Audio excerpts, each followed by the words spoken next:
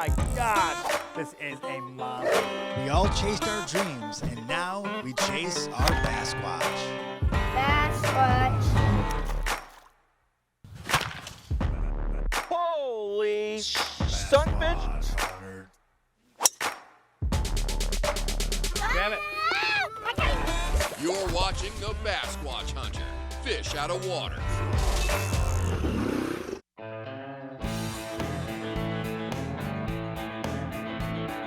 In our show, we love animals, we love fish, we love the outdoors, and today is no different. First, we're gonna have to get Stephanie on her first fish in a kayak, and then I have to go in her world and work at the zoo, so stay tuned. It's gonna be a really big adventure. Hey guys, it's Mike McKinstry, host of the Basquatch Hunter Fish Out of Water. And I'm Stephanie. I am a giraffe keeper at the Detroit Zoo. Today, I'm gonna put Stephanie out of her element just a little bit. So you've never kayak fished before, right? No, it's been about 20 years since I've actual fished. So. Okay, so this is gonna be all brand new to you. Yeah. Today we're gonna do a mixture of some Basquatch Edition DMF live night crawlers and some Strike King artificial worms. So we're gonna be using both of these today. I trust you. Are you nervous at all? A little bit. Are you more nervous about the fishing part or the kayak part? It's equal. All right. Well, I'll show you how to use the kayaks and the fishing rods. We'll hit the water, and I think we're gonna get your first fish today. Awesome. Thanks. All right, let's go hit the water. Every guest we have is different. Most of them have never fished before in their lives, so all of our episodes might be very different, but the one thing we always have in common is that me and my guests are all very passionate. We all chase our dreams, and we all do what we love for a living. I just hope our show inspires you to do something. That's it. Just getting out of your element a little bit. Like, go hang out with someone completely different than you and just have a conversation. It's a whole lot of fun.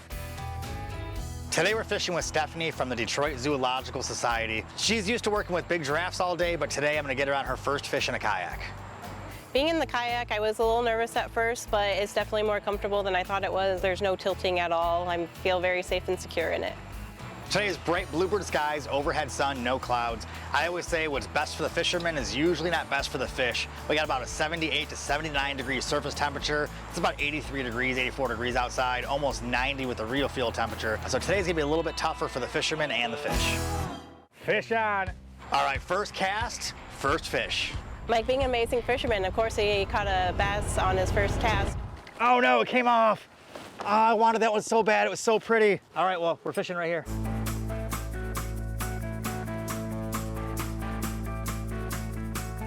Here we go, fish back on. I was really excited because when I looked over, Mike had a fish on, but as I was watching him bring the fish into the kayak, I felt a tug on my line too, and I had a pumpkin seed. Oh, look at that. I'm fighting this bass. I'm really excited. I finally get in the boat and I look over and Stephanie got her first fish.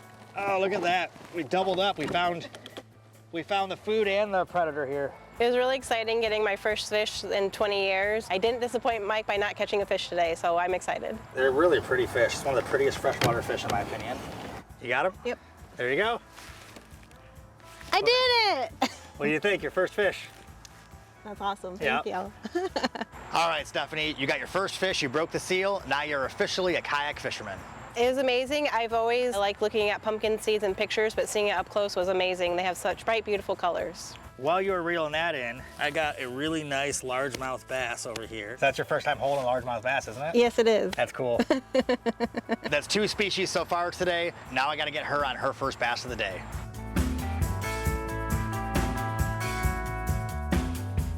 Oh, seaweed on. Oh no! There's a lot of moments where I thought I had a fish, but it's actually a lot of weeds. Then Mike had to tell me, if you get a fish, it pulls back at you. The weeds, not so much. Part of fishing is hooking anything on the bottom too. We get stumps, we get branches, we get weeds. It looks like today, Stephanie's pulling all the weeds out of the lake for us.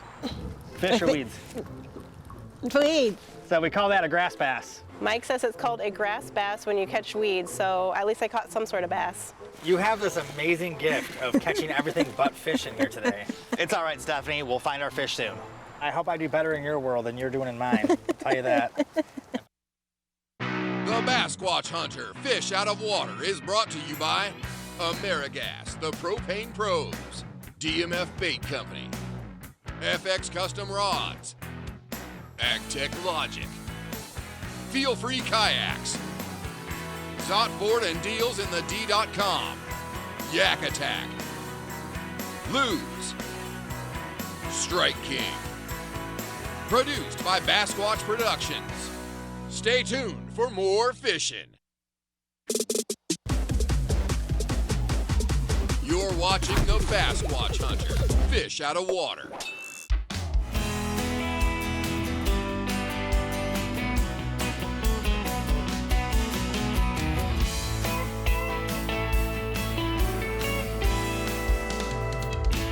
I switched over to the Strike King Thunder Cricket, which is a bladed jig that vibrates on the water. And as soon as I switched over, I got this guy right here with like the third or fourth cast with it. But that was an aggressive bite for a little fish. It felt a lot bigger than that. Man. All right, we had fun fishing artificial baits. Now we're gonna switch over to live worms. So we went from our Strike King finesse baits to our live DMF worms. The biggest difference is that we'll be able to catch panfish now and attract every species in the lake with one bait a little bit easier, and we're gonna keep the bait above the weeds, so hopefully Stephanie can quit hooking so many weeds. So Stephanie, what got you into working with giraffes or working with animals in general? I am a 90s kid, so I grew up on shows like Zaboomafoo on PBS, and I got the zoo books regularly through the mail. I just love learning about different facts about animals and probably annoyed my parents with every fact that I told them, but then it turned into a grown-up career. What was your favorite animal as a kid? Red panda. Red panda, okay. Yep. A little different than a giraffe. How did giraffes come into the picture? I actually started off with the great apes, so gorillas, chimpanzees, and they needed someone to learn how to do giraffe. So I learned how to do it. The keeper left, and I got called up to be the giraffe keeper. So did you fall in love with giraffes now? Oh yes, they steal your heart right away.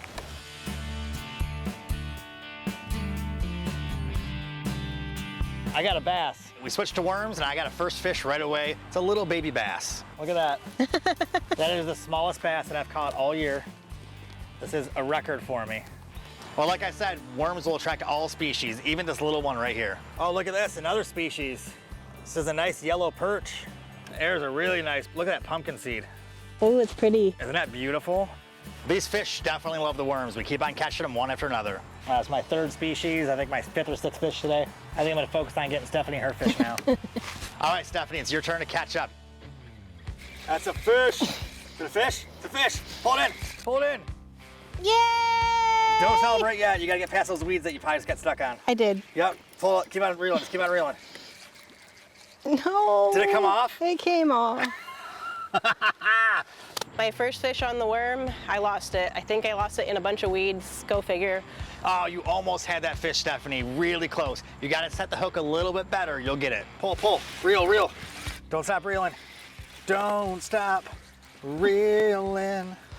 Stephanie got a fish. Yay! Yes! I did it! Swing it on over. After a lot of patience, I got my first fish on a worm. It was really exciting because there was a long time where I just got weeds, so it's definitely really fun to get a fish, actually. I did it! Yes. All right, Stephanie, you got a nice bluegill. Congratulations. It's so pretty. It is such a pretty fish. You caught fish on two different kinds of baits now, artificial and worms. So now you're officially a fisherman. There you go. Look at that. Yay! Swing it on over. Oh, you got a bass. You finally caught your bass. Look at that. There you go, Steph. You got a bass finally. It's not huge, but a bass is a bass. Even though it's small, I got my first bass. What do you think? How did it feel getting your first bass on a kayak? Amazing. This is a great Stephanie-sized bass, so Yes. I'm happy.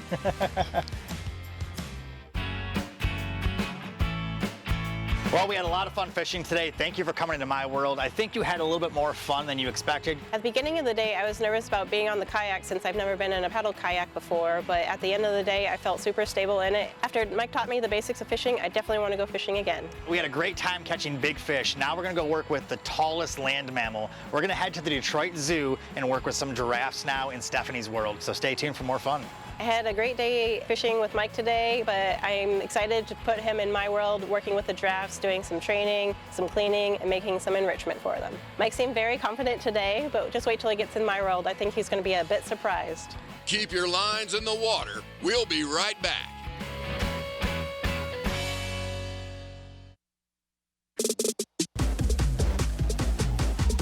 You're watching the Basquatch Hunter, fish out of water. Well, now we're at the Detroit Zoo, and I love this place. I love coming here. I got to show Stephanie my world of kayak fishing. She had a blast, but now I get to go in her world where I'm gonna have a lot more fun, I think. Today, I get to pull the curtain back, go behind the scenes, and see what it's like to work with giraffes. It was exciting to go fishing after 20 years of not doing so, but now I get to show Mike a little bit more of my comfort zone. Today I'm a little bit nervous because I've heard these are very big animals. I've seen them from a distance, but they're about 15 to 20 foot tall. I'm excited just to be around an animal that is so massive and so giant that you never get to encounter in normal real life. Today's gonna be full of surprises, and just like Stephanie was a little bit surprised with her fish catching, I think I'm gonna be very surprised with my giraffe encounters today. So they seem really skittish for being such big animals. Are they usually afraid of humans or anything, any other animal, or are they usually pretty welcoming? No, they are hoofstock, and in general, hoofstock, like cows, horses, and everything, are a little bit skittish. But they're so tall that they don't perceive things the same way that we do. So one time I was trying to move them out into habitat, and they got scared by a butterfly because a butterfly looks totally different to them than it does to us. So after we've checked on the animals first thing, like we have, we're going to give them a little bit of grain. They eat 20 hours a day in the wild, so we space that out throughout the day, and then we are going to go clean the yard and get that ready for them for the day. So if they eat 20 hours a day, do they sleep a lot then too? No, they only sleep 2 hours a day and 20-minute power naps. Okay, sounds like my lifestyle. Sounds good, all right. Yeah. We are going to grab Zara's food bucket for the day and feed the giraffes their morning breakfast. So in the wild, giraffes eat between 75 and 100 pounds of food a day, so this is just a little morning snack for them. At the Detroit Zoo, between all 5 giraffes, they eat about 50 pounds of grain, 7 heads of romaine, about 20 flakes of alfalfa, and then we give them browse or tree leaves every day. These giraffes are huge in person. Now, I've seen them from a distance, but seeing them up close, they are massive, massive animals. You definitely have to respect their size and their strength. They are so tall. So this one's Mackenzie? Yep, Mackenzie, Zara, and Jehudi. Okay. And then Zara is Jehudi's mom, and then Mackenzie is Jehudi's half-brother. Wow, look at the size of that head. All right, so this is Jabari's food, and this is 15 pounds, you said? Yes. So 15 pounds of food, and he's on a diet, so this is light for him, which is crazy. And then we'll lift it back up so that he can reach it. All right, your food's coming, buddy. Look how cool that is.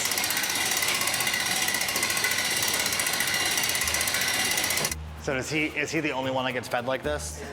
No, they all get fed like this. We have different levels. Oh, okay. Just to switch things up, but yeah, for tall animals, you have to have things up in the air. So we also have alfalfa right up there, and Jabari and Mackenzie are the only ones that can reach those. Oh, okay. All right, so what's next? We are going to go clean the yard so that they can enjoy the nice hot day today. Awesome. So we get to go enjoy the nice hot day. Yeah. Awesome. Some massive doors.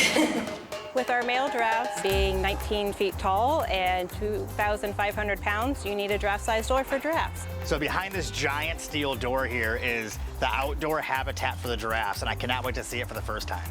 All right, so we're outside now. So this is their play yard? Yeah, this is their main habitat where they spend most of their day at. They're going to have food out here and different types of enrichment to keep them occupied, but first we have to clean their poop. So we had to clean this entire yard? Yes, because they like to walk and poop at the same time. So. Okay, so they spread it out for us, make it fun. Yes, they make it quite fun for us. Stephanie brought out a wheelbarrow, some rakes, shovel, and she has like a big giant like litter scooper. So we're gonna be picking up all the droppings and feces and everything out here, just making the habitat clean for the giraffes so they can come out and have some fun. If it rains out, you still out here cleaning them? No, if it rains outside, they are lightning rods, so they can't be out during thunderstorms. Do they get struck by lightning? They can, yes. Their metabolism doesn't start kicking in until 50 degrees, so it has to be 50 degrees or above for them to go outside. Okay. And then their limbs are so long that they can get hypothermia really easily. Oh my gosh, I never thought.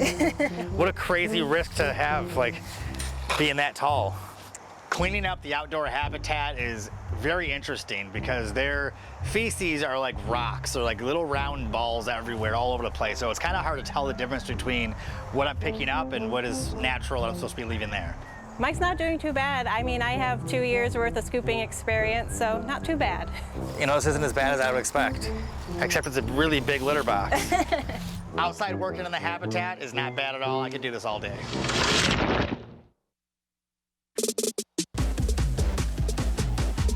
You're watching the Bass Watch Hunter, fish out of water.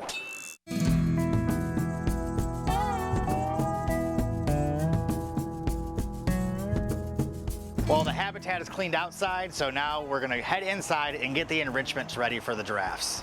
All right, so these are 75-pound bales of alfalfa hay. Yes. And fill this up right here. This is like a treat for them. So this is what we call enrichment. It causes them to slow down. They're eating a little bit. Their tongues are prehensile, which means they can grab things with them. So they can grab different types of alfalfa in here, or we'll put sometimes carrots and apples, and then lots of lettuce. They go through 7 heads of romaine a day. This is just a small snack for them. So at home, we have guinea pigs and rabbits and other animals that we have hay and all the stuff at home and vegetables. This is a very large scale version of that. I've never packed a ball this big full of hay and romaine lettuce and everything. So watching the giraffes enjoy this will be kind of special. All right, we got all the enrichments hung up right behind me right here in their habitat. Now the giraffes get to have some fun and have some treats. All right, so we're just going to let giraffes outside. No big deal, right? Just letting these 19-foot animals out to go play. Yes. So the giraffes came right out to where they know where the food's at. They know what coming outside means. Yes, so that's why we do put food outside. Some people think giraffes aren't smart. They're very intelligent. They're just stubborn. You can't move an animal that literally weighs a ton. Yeah. So we incentivize it by putting all their favorite snacks out here so that they want to come outside and hang out for the day. It's cool watching them even share the food right here too. Like. Yes, that's mom and son, so she's used to him kind of invading her space bubble. Yeah, she's probably a little more patient with him. Yes. That's so cool. All right, so got to watch them eat, got some fun enrichment time. Now we're gonna head inside and we're gonna train Jabari.